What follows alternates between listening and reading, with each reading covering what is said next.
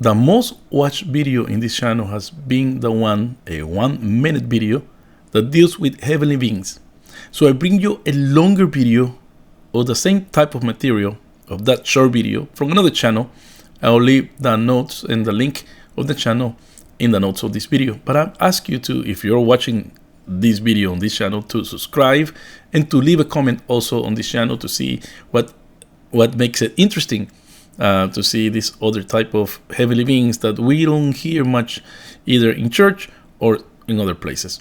So I hope you enjoy this video, and please don't forget, comment and subscribe.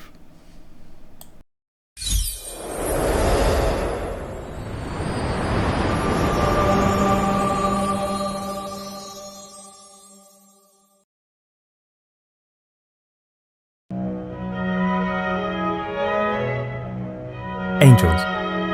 Even if you haven't touched the Bible, you probably have an idea on what they look like.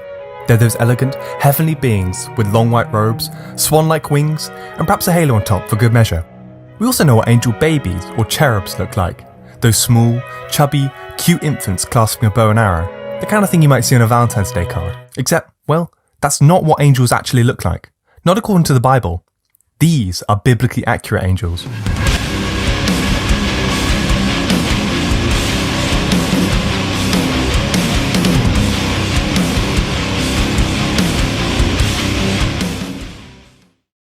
These horrifying abominations are more suited to an H.P. Lovecraft novel, not really the Bible. So what are these things? Why do they look this way? And how have we got angels so wrong?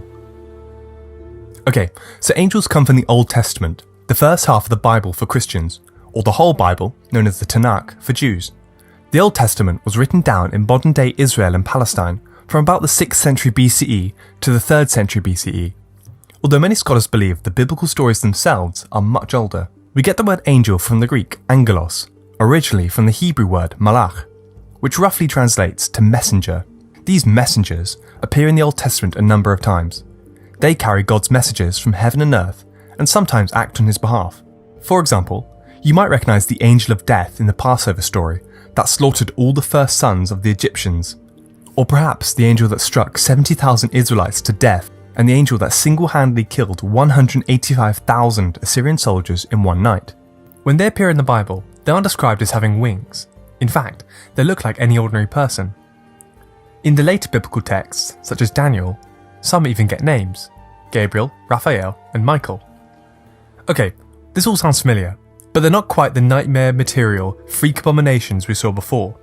The angels, known as malach, are not the only heavenly beings in the Bible. There's a hierarchy of them, and depending on who you ask, your classic humanoid angels are actually pretty far down the ladder. In the Middle Ages, a Jewish scholar known as Maimonides drew up a hierarchy of angels, and if you look here, your classic humanoid angels, the malach, are pretty low down. But not quite as low as cherubim. Forget those chubby winged angels. According to the Bible, cherubim are animal-human hybrids. The first time we see them is in the book of Genesis, right after Adam and Eve have been kicked out the garden. Their job is to guard the Garden of Eden from mankind. Our best description of a cherubim comes from the book of Ezekiel. It opens with the prophet experiencing a profound vision. In his vision, Ezekiel describes them as living creatures, but they're later revealed in chapter 10 as cherubim. His account is as follows. In the middle of it was something like 4 living creatures. This was their appearance. They were of human form. Each had 4 faces, and each of them had 4 wings. Their legs were straight, and the soles of their feet were like the sole of a calf's foot, and they sparkled like burnished bronze. Under their wings, on their 4 sides, they had human hands, and the 4 had their faces and their wings thus. Their wings touched one another. Each of them moved straight ahead, without turning as they moved. As for the appearance of their faces, the 4 had the face of a human being, the face of a lion on their right side, the face of an ox on their left side, and the face of an eagle. Such were their faces. Their wings were spread out above. Each creature had 2 wings, each of which touched the wing of another, while 2 covered their bodies. Each moved straight ahead. Wherever the spirit would go, they went, without turning as they went. In the middle of the living creatures, there was something that looked like burning coals of fire, like torches moving to and fro among the living creatures. The fire was bright, and lightning issued from the fire. The living creatures darted to and fro, like a flash of lightning. The cherubim don't look like your average angel.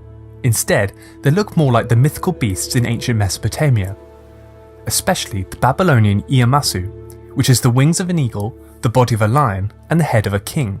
These would act as guardians to sacred places like temples, or the palace or city walls, and performed a similar role to the biblical cherubim. They look similar to their Egyptian cousin, the Sphinx, or the Hittite griffin. Many believe that these biblical angels were descendants of these mythological creatures from Mesopotamia. There would have been a lot of cultural exchange, and the same sorts of mythical creatures would crop up across these regions. Cherubim in later Christianity may have been imported from Greek and Roman myths, borrowing from the shapes of Cupid or Pluto. Moving up the list, we get these guys, seraphim. They have 6 wings, 2 used for flying, and the other pair for covering the angel's face, and the third pair for covering the angel's feet. They're described in the book of Isaiah as follows. Seraphs were in attendance above him.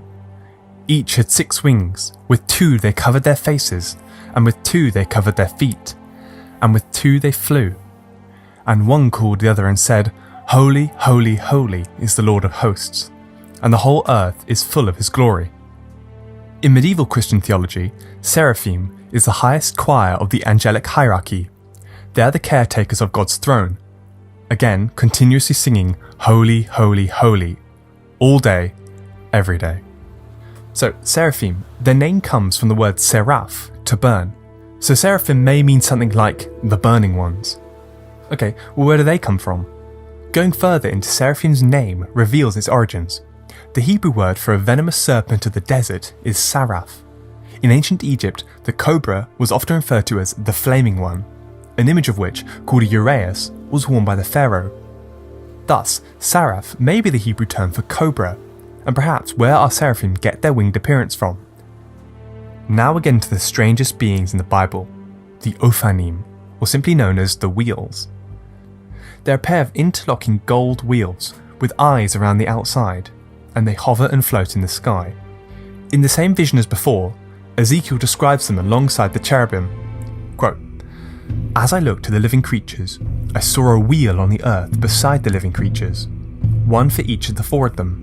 As for the appearance of the wheels and their construction, their appearance was like the gleaming of beryl, and the 4 had the same form, their construction being something like a wheel within a wheel.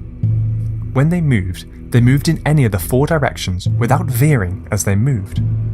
Their rims were tall and awesome, for the rims of all 4 were full of eyes all around. When the living creatures moved, the wheels moved beside them. And when the living creatures rose from the earth, the wheels rose. Wherever the spirit would go, they went, and the wheels rose along with them. For the spirit of the living creatures was in the wheels. The wheels are beings who are meant to carry God's throne, making them some of the holiest and certainly the strangest beings in the Bible. Where do these wheels come from? Well, no one really knows this one. Conspiracy theorists believe that Ezekiel is describing a UFO due to its strange shape and movement. Or, perhaps, seeing that this all takes place in a trippy vision, it could be the product of the prophet ingesting a psychedelic plant. More grounded scholars interpret the wheels metaphorically, a stand-in for God's unknowability or some other, often quite elaborate interpretation. But ultimately, no one really knows much more about the wheels. They're never mentioned anywhere else. There is some confusion about whether these eldritch abominations, known as cherubim, seraphim, or ophanim, are really actually angels. Perhaps heavenly being is a better description of them.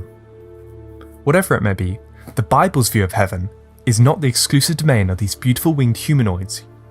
If heaven is in fact real, you'll likely be spending a literal eternity alongside these winged monstrosities instead.